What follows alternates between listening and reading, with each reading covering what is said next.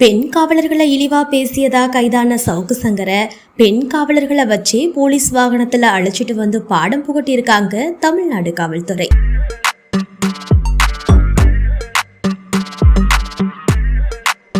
பிரபல யூடியூபர் சவுக்கு சங்கர் பெண் காவலர்களை இழிவா பேசியதா கூறி தொடரப்பட்ட வழக்குல முதல்ல கோவை சைபர் கிரைம் போலீசாரால அவரு கைது செய்யப்பட்டாரு. அதுக்குன்னு தொடர்ந்து திருச்சி மாவட்ட காவல்துறையினராலும் அவர் கைது செய்யப்பட்டாரு.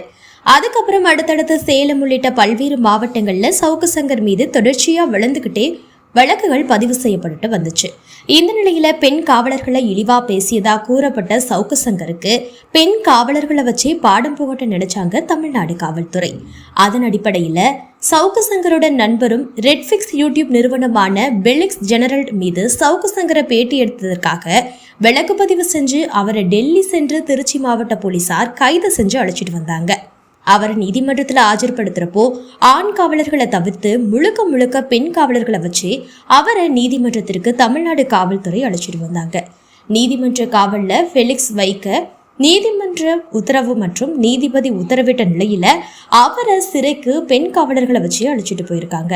அதே பாணியில தற்போது கோவை சிறையிலிருந்து திருச்சி நீதிமன்றத்திற்கு ஆஜர்படுத்துறதுக்காக கொண்டு வரப்பட்ட சவுக்கு சங்கரை முழுக்க திருச்சி மாவட்ட பெண் காவலர்களை அழைச்சிட்டு போற வீடியோஸ் மற்றும் போலீஸ் வேன்ல கடைசி இருக்கையில அமர வைக்கப்பட்ட சவுக்கு சங்கருக்கு இருபுறமும் பெண் காவலர்களை அமர வச்சு அவரை நீதிமன்றத்திற்கு ஆஜர்படுத்த கொண்டு போயிட்டு இருக்காங்க.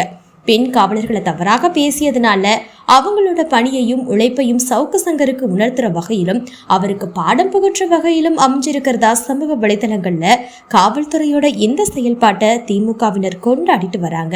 அதே மாதிரி பெண் காவலர்களை அலட்சியமா பார்க்கிற மற்றவங்களுக்கோ இதன் மூலம் பெண் காவலர்களுக்கும் தமிழ்நாடு அரசு அளிக்கிற முக்கியத்துவம் என்னங்கிறத தெரிஞ்சுக்கல இது ஒரு வாய்ப்பா அமைஞ்சிருந்ததுனால பெண் காவலர்களை இந்த வழக்குல முழுக்க ஈடுபடுத்துவாங்கன்னு தகவல்கள் தெரிவிக்கிறாங்க.